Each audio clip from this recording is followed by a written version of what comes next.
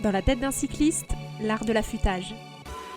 Salut à toutes et à tous. Aujourd'hui, on va parler de la notion d'affûtage qui est un moment clé dans la préparation d'un cycliste avant un objectif important, quand il a des compétitions justement qui viennent aborder toute sa saison. Et pour répondre à toutes ces questions, j'ai l'honneur d'être avec Fred. Fred, pour commencer cet épisode, est-ce que tu pourrais nous définir réellement ce que c'est le terme affûtage ?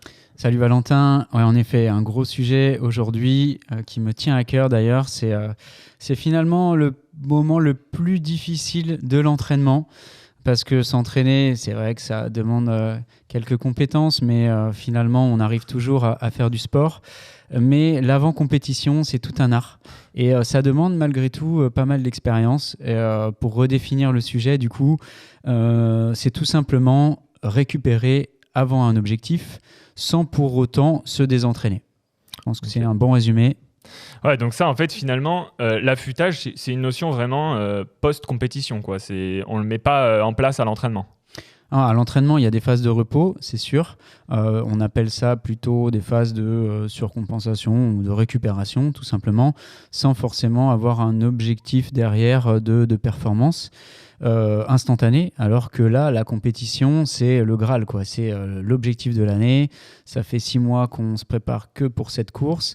Il y a un aspect psychologique, musculaire, la fatigue, la pression. Il y a plein de choses qui se mélangent en fait pendant cette phase d'affûtage. Donc, beaucoup de choses à dire aujourd'hui.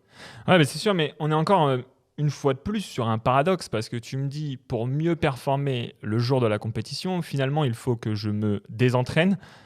C'est quoi réellement cette notion comment c'est possible où au quotidien on se dit il faut s'entraîner pour performer et finalement on verra les notions de timing, etc. Quand est-ce qu'il doit se mettre en place ce terme affûtage, mais pourquoi on doit moins s'entraîner pour finalement performer le jour de la compétition ? En fait, la réponse à la question, elle réside dans le fait que l'entraînement crée de la fatigue.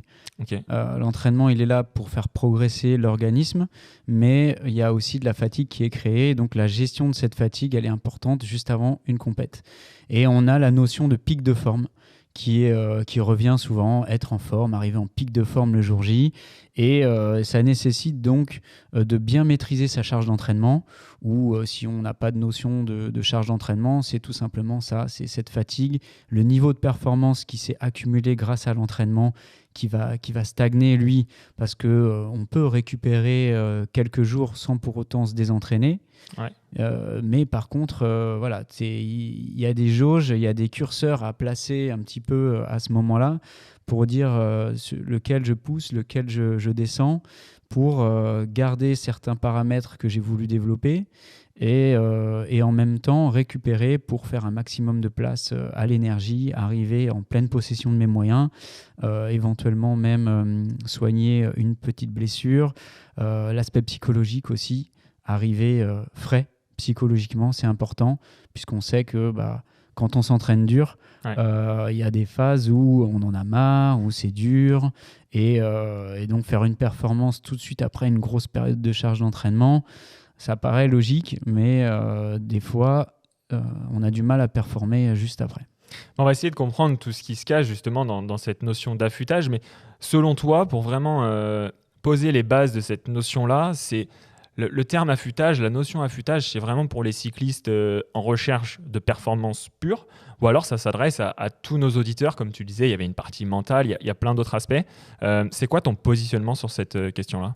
En fait, c'est simple, pour que tout le monde puisse bien comprendre, l'affûtage, c'est vraiment la période qui va précéder un gros événement.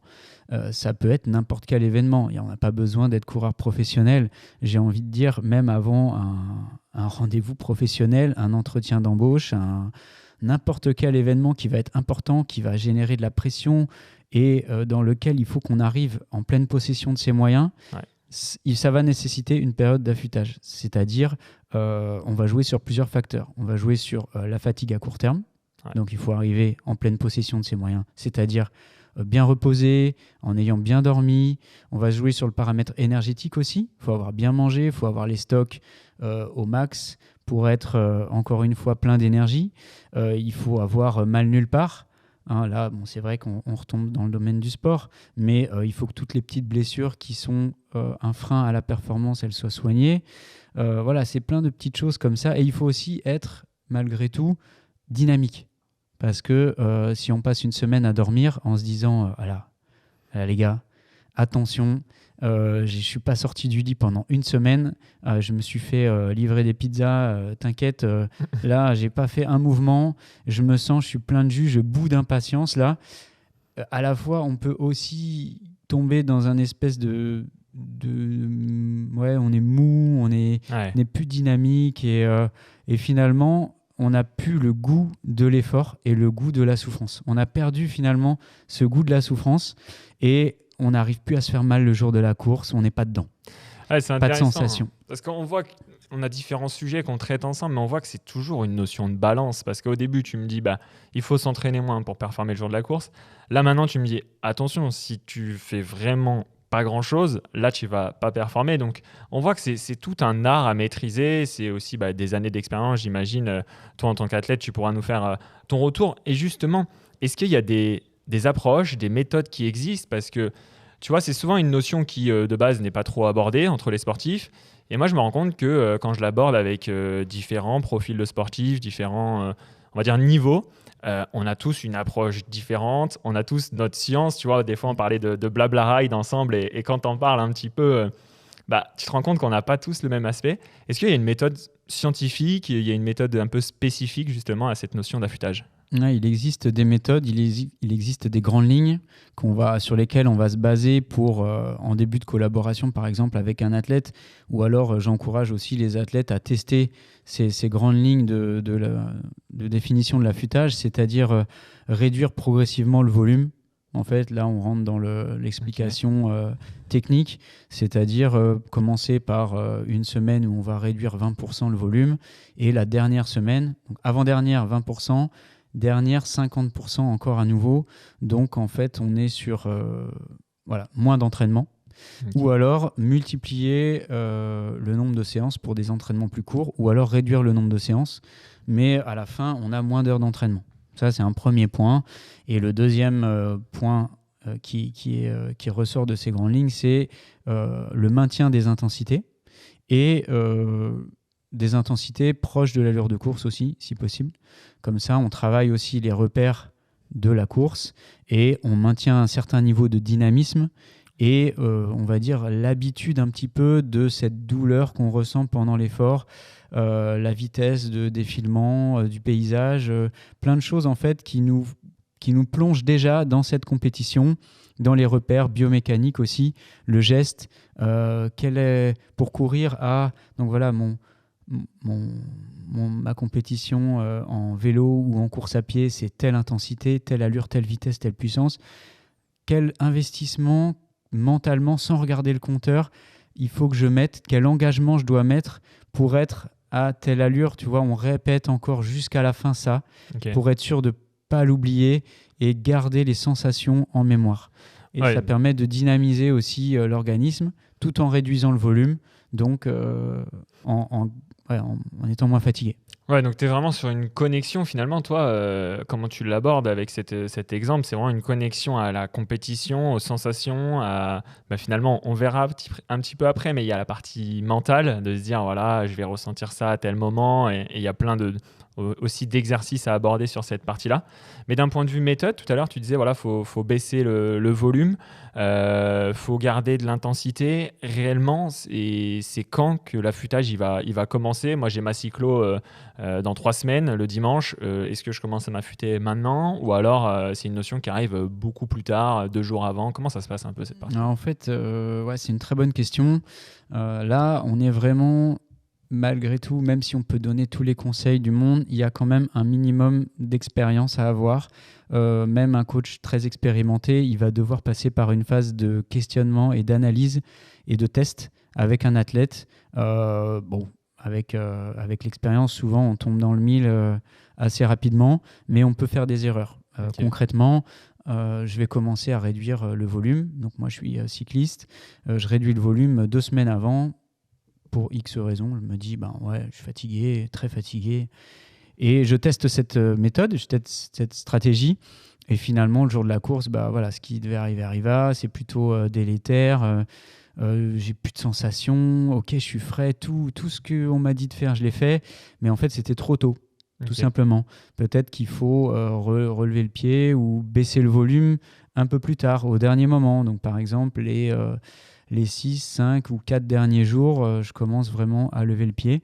Normalement, la semaine avant l'objectif, une semaine avant, si on réduit le volume de 50% et qu'on maintient des efforts d'intensité courts ou avec des grosses plages de récup entre les fractions et les intervalles, ça permet de rester dynamique, de bien récupérer, de garder une charge d'entraînement quand même bien inférieure à ce qu'on fait d'habitude.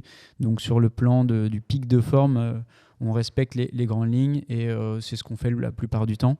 Quelque chose à dire par rapport à ça aussi, c'est que ça dépend quand même beaucoup de l'objectif et du sport. Donc par exemple, sur un objectif très intense, très court, il va vraiment falloir garder des séances presque un peu difficiles d'intensité. Parce que en fait, ce qui se passe, c'est que le volume développe certaines choses dans le corps qu'on a vu dans un autre épisode associé à la Z2, à l'endurance fondamentale et au système cardio-respiratoire, etc. Tout ça, ça met du temps avant de disparaître. Ces adaptations, elles sont ancrées et souvent, c'est pas en 1 ou 2 semaines que tout va disparaître. Ouais. À l'inverse, ce qu'on développe grâce aux séances d'intensité, la puissance cardiaque, la puissance musculaire, tout ça, ça peut partir assez vite. Et on a des profils d'athlètes qui, en 2 semaines, arrivent déjà à se désentraîner et ont un niveau de performance qui est moins intéressant après 2 semaines d'affûtage. Donc, il faut faire attention et souvent, 1 semaine, c'est un premier test. Si on arrive trop fatigué, on passe à 10 jours, 2 semaines. Si ça marche, c'est parfait. Mais justement, par rapport à l'épisode, t'en parlais juste avant, de la zone 2 qu'on avait effectué ensemble, on se rend compte que la zone 2, c'est presque une nécessité, c'est à intégrer dans son train de vie, dans son entraînement. Là, l'affûtage, ça me paraît quand même une fois de plus complexe parce que tu dis, il y en a un 15 jours avant, c'est trop, il y en a un 4 jours avant, c'est pas assez. Finalement, est-ce qu'il y a une méthode, on va dire, générale ou alors c'est vraiment quelque chose de personnalisé à l'athlète et dédié à sa pratique à lui ? Les deux, mon capitaine. En fait, il y a des grandes lignes. Il y a les méthodes générales qui sont le fameux 50% de réduction du volume et en gardant des 30-30 à allure de course ou même des 30-30 un peu intenses. Ouais. Mais encore une fois, ça dépend vraiment de l'athlète. Et c'est difficile pour moi de donner des grandes lignes, même si je les donne, parce que vraiment, c'est de l'art. Ouais. C'est vraiment, on est sur la recette, c'est Ratatouille qui met une petite pincée de ceci, une petite pincée de cela. Et en tant que coach, presque, c'est au jour le jour. 1 semaine avant la course, si on veut bien faire les choses et qu'on vise de la haute performance, bien sûr, on est sur là, t'es comment, les sensations, ok, les jambes, pas trop fatiguées, musculairement, ta petite tension, elle a disparu, et là, t'as les jambes lourdes quand tu te réveilles le matin, comment tu te sens à l'échauffement, etc. Plein de petites questions qui font que on va savoir s'il faut rajouter un peu quand même de volume, rajouter un peu d'exercice technique pour l'aspect neuromusculaire, ou rajouter des séances d'intensité pour que l'athlète il se refasse un peu mal à la gueule quand même, pour pas qu'il s'endorme. Et ce qu'il faut comprendre, c'est qu'il y a 2 grandes catégories, c'est ça, c'est la fraîcheur mentale et musculaire et le désentraînement. Et les grandes lignes, c'est 1 semaine, réduction du volume, maintien des intensités. Ça, c'est ce qui marche quasiment pour tout le monde. Mais après, si on veut être précis, il faut aller avec des pincettes. Et justement, le cycliste amateur qui nous écoute, il a envie de mettre en place cette notion d'affûtage, tu vois, pour la première fois. Et comme tu le dis, il faut prendre du recul et ça va s'améliorer au fur et à mesure justement de toutes ces notions d'affûtage. Pour toi, c'est quoi un petit peu les indicateurs autour ? Comme tu disais, tu avais cette notion de pincée de sel dans la ratatouille. C'est quoi les indicateurs qu'il doit aller chercher pour que, malheureusement pour lui, imaginons la première fois qu'il fait son affûtage, il se dit mais c'est pas fait pour moi, j'ai fait une course en dehors de mes moyens. qu'est-ce qu'il doit regarder avec du recul pour essayer de s'améliorer par la suite sur tous les éléments qui viennent impacter cette partie de l'affûtage? Ouais, déjà, il y a un premier point qu'il faut qu'ils mettent en place, c'est la confiance dans le travail qui a été fait précédemment. Et souvent, la grosse erreur, c'est... on en parlait un petit peu, c'est j'avais prévu faire tant de kilomètres avant la course et finalement il m'en manque un peu. Là il me reste 2 semaines, allez tant pis je charge. Ou il me reste même qu'une semaine, j'ai pas beaucoup roulé. Bon, c'est bon, lundi, mardi, mercredi, jeudi, vas-y, je vais faire mes sorties longues et tant pis. J'ai du temps, je suis en vacances, donc il faut que je roule, j'ai des kilomètres à rattraper. Et donc, je vais rouler. Et ça, c'est le premier piège, la première erreur. C'est le conseil, c'est se faire confiance. En fait, c'est trop tard. Le travail qui n'a pas été fait, c'est trop tard. Donc, on joue avec nos armes. C'est-à-dire, on a fait ce qu'on a fait. On a fait de l'endurance, on a fait des intensités, on a fait de la technique, on a fait du renfort. Il y a des choses qu'on n'a pas faites aussi. Mais on joue avec nos armes. Maintenant, c'est objectif. Récupérer tout en restant dynamique. Okay. Et finalement, ce serait presque encore plus délétère de faire les choses qu'on n'a pas faites, mais de les faire au dernier moment. Parce qu'au final, on va se retrouver avec un manque dans un domaine de l'entraînement qu'on voulait développer, et en plus de la fatigue. Donc là, en fait, on a tout faux. Et au moins, s'il y a des choses qu'on n'a pas faites, on peut jouer sur la fraîcheur aussi, pourquoi pas la fraîcheur mentale. Parce que finalement, comme j'ai entendu récemment aussi, il existe le mythe, qui n'est pas un mythe, mais la fameuse course où on pensait vraiment être complètement à la rue, dans les choux, ou alors on sort de blessure, on n'a pas réussi à faire ce qu'on voulait.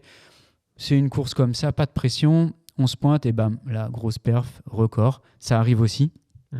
Et à l'inverse, on met tout ce qu'il faut, tout a été bien préparé et la course se passe mal pour X raisons. Donc voilà, la période d'affûtage, ça y est, on rentre dans le processus d'affûtage, on ne pense plus à ce qu'on a fait avant, on se fait confiance, on fait confiance à l'entraîneur, on y va, on récupère, on fait ce qu'il faut, on mange bien, on dort bien et...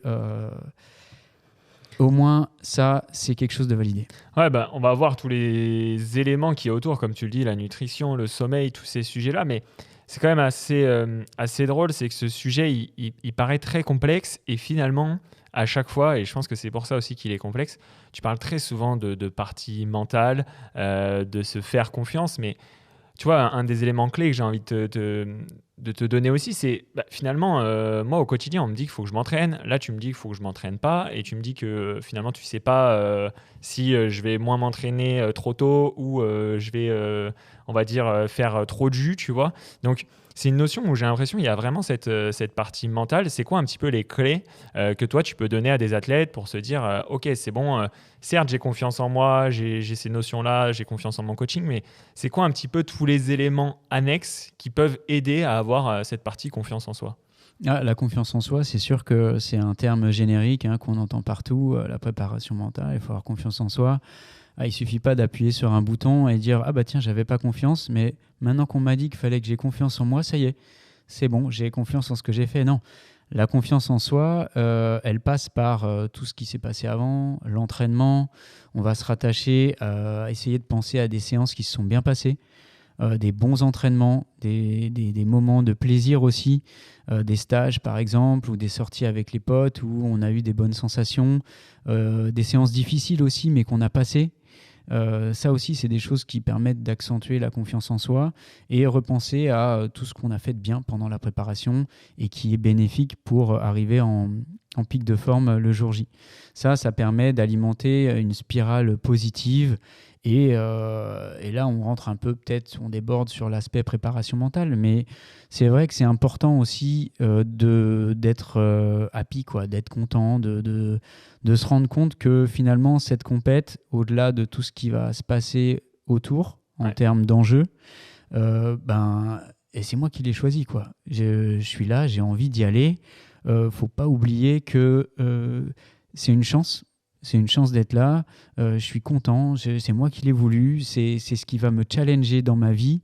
Et ok, on est à 3 jours de la course, donc là, il y a grosse pression et je me demande ce que je fous là et pourquoi est-ce que j'ai pris ce départ. Ouais. Parce qu'en fait, maintenant, j'ai peur de l'enjeu.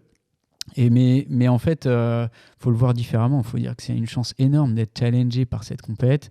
Et ça permet de se dire, fais-toi confiance aussi à ce moment-là.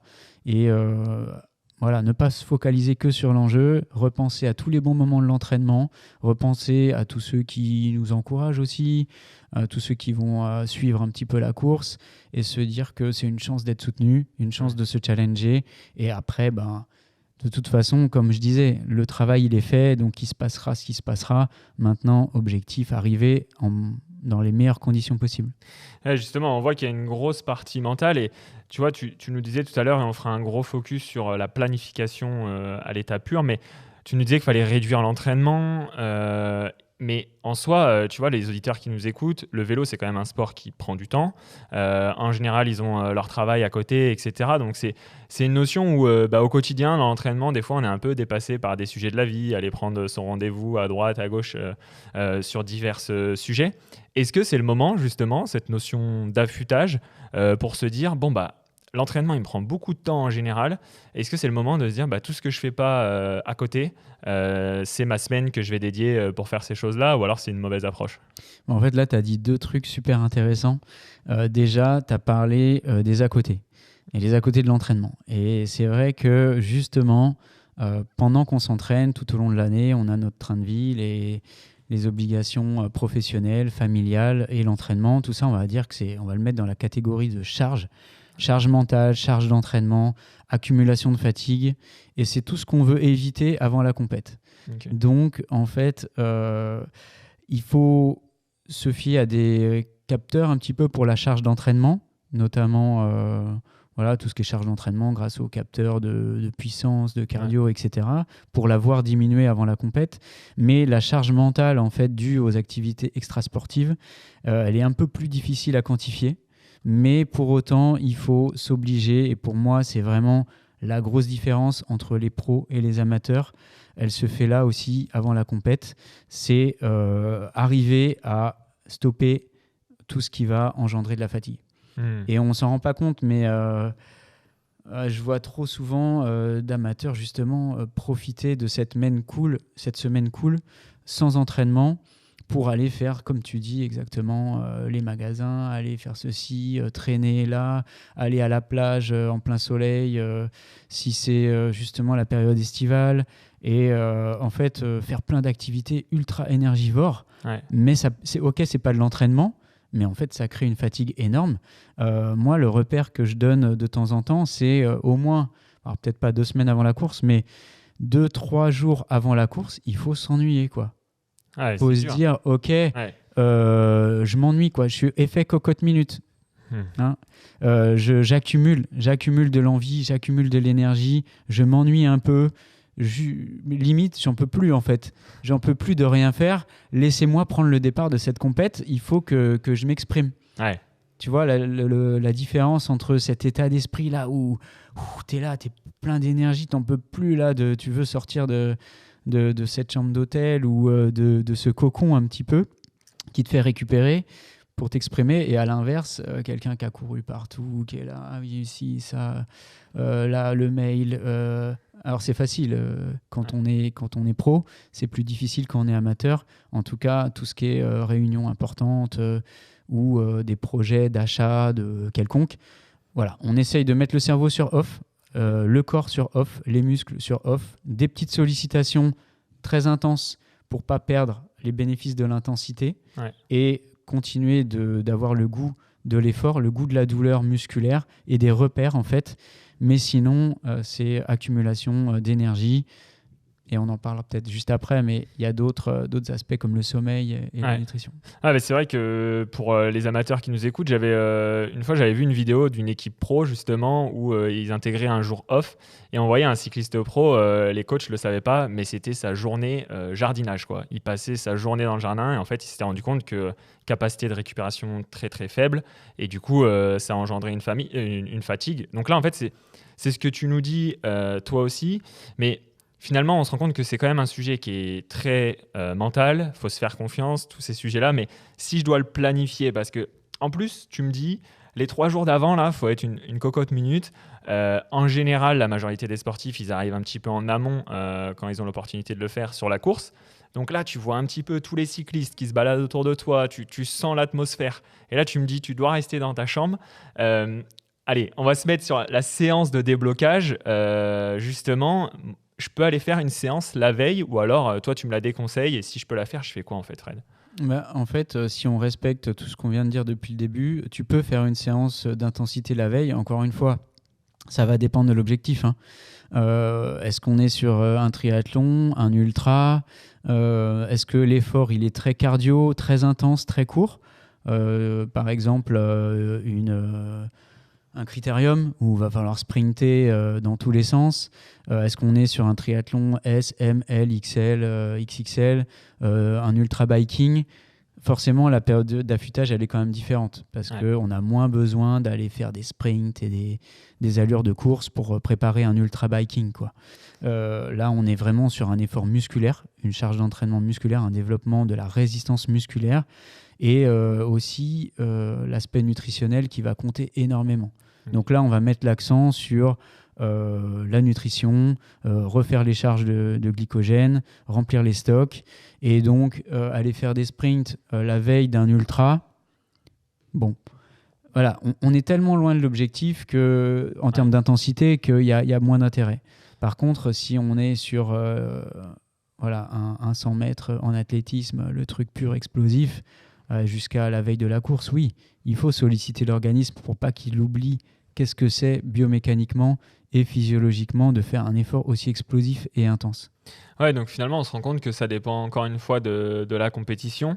Mais tout à l'heure, tu disais faut profiter de ces derniers jours pour se reconnecter avec un corps malgré tout qui est moins fatigué aux sensations.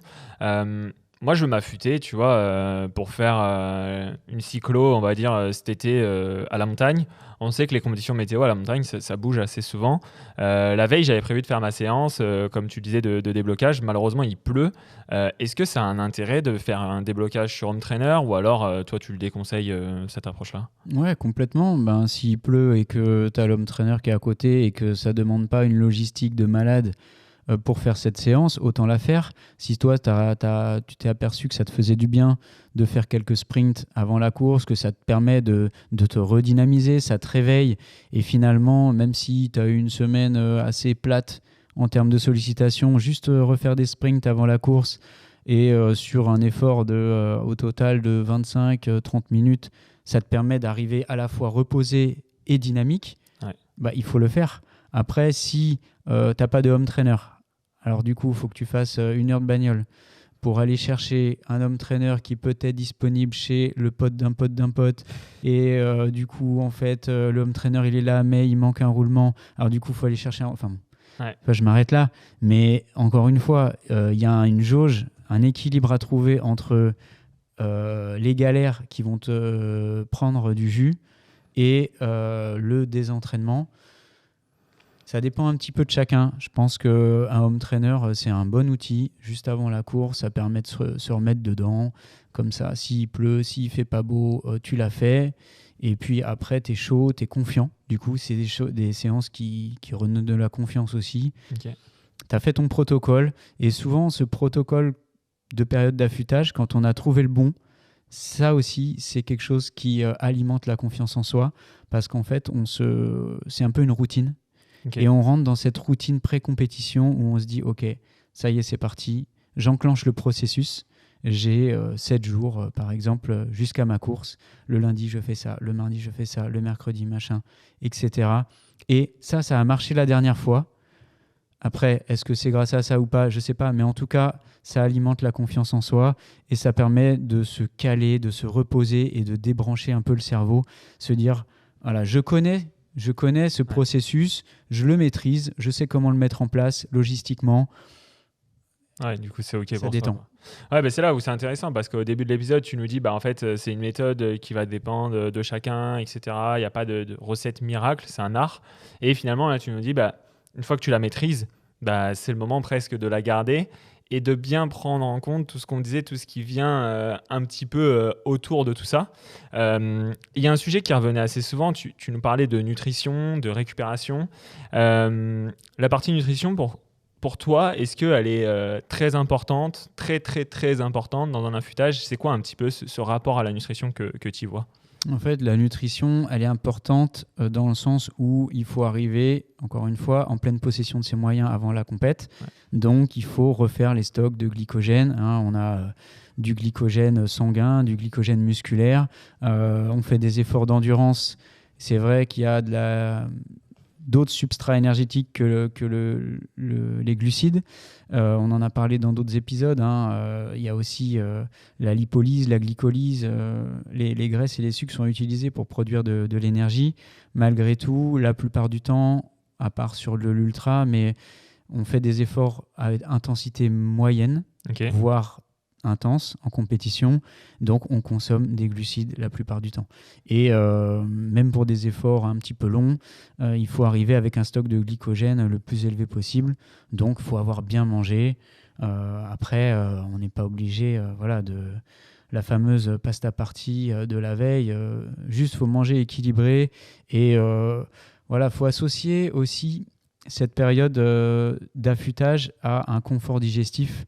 Et souvent, donc, les conseils en nutrition qui sont donnés, c'est de moins manger de fibres aussi la veille de la course et en parallèle donc de remplir les stocks de glycogène. Et justement, tu vois, tu nous parles du repas de 42 heures, 78 heures avant. Finalement, moi j'ai envie de te dire, est-ce que c'est grave si le mercredi, alors que ma course elle est le dimanche, je vais me faire un repas, on va dire, un petit peu gras, rempli de fibres. Est-ce que l'affûtage, il est là aussi sur la nutrition, il commence vraiment en amont? Ou alors c'est le repas de la veille, il faut que je sois sain et ça va bien se passer pour moi? Encore une fois, là, on va faire appel à différents profils. Il y a des athlètes qui mangent n'importe quoi, qui n'ont aucun souci de digestion. Des pizzas la veille, même des pros, tu vois, d'ailleurs c'est souvent un peu marrant, il ne faut pas se fier à tout ce que font les pros, mais ils vont manger une pizza, voire 2 ou 3 la veille de la course. Ok, il y a des athlètes qui ont un confort digestif incroyable, qui mangent n'importe quoi, qui arrivent avec les stocks de glycogène au taquet et qui n'ont pas de problèmes pendant la course. Donc, je pense notamment à des triathlètes aussi. Le triathlète longue distance qui va se retrouver sur son marathon, il arrive souvent qu'il y ait des problèmes de crampes d'estomac, problèmes digestifs, etc. Et donc là, tu commences à devoir pousser un peu tes recherches, tes tests, et tu peux remonter jusqu'au mercredi. Mais voilà, les grandes lignes, c'est que 3 jours avant la course, normalement, ça suffit pour commencer à se pencher vraiment sur le souci de la nutrition. Après, s'il y a des cas particuliers ou des gros problèmes de digestion en compète, il faut aller chercher un peu plus loin. Ouais, c'est sûr que, comme tu le dis, on voit un petit peu tout, les pros, les amateurs. C'est vraiment une notion, ça, qu'on va traiter encore plus en détail dans un autre épisode avec notre nutritionniste Lauriane Marquet. On va essayer de comprendre le repas d'avant-course, tout ce qui vient impacter, on va dire, cette partie-là. Et tu me parlais tout à l'heure du sommeil. C'est souvent assez paradoxal, là encore. On nous dit il faut bien dormir, il faut bien se reposer. Sauf qu'au final, tu me dis qu'il faut que j'arrête de m'entraîner pendant une semaine. Donc la fatigue, elle est plus du tout pareille. Le sommeil, pour toi, quel est l'impact et quand est-ce qu'il doit être conséquent pour l'athlète? Il est énorme l'impact du sommeil pour un sportif, déjà tout au long de la préparation.